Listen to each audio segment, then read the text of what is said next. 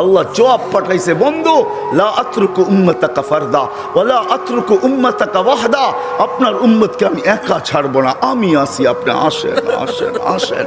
তখন বলছে জিবরিল, মালাকুল মউত ইদান ইলা রফিকিল আলা, হাত রাখো, আমি আল্লাহর কাছে যাইতে চাই।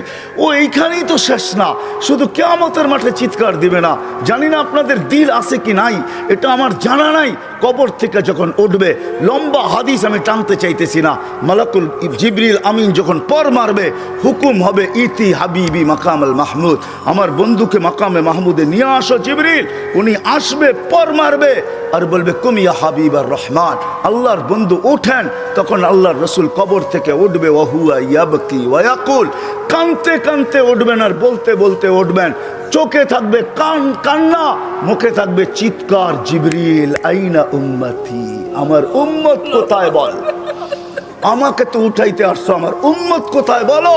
অবসালা শফির জাহান্নাম, আমার উম্মত কি জাহান্নামের কিনারে চলে গেছে।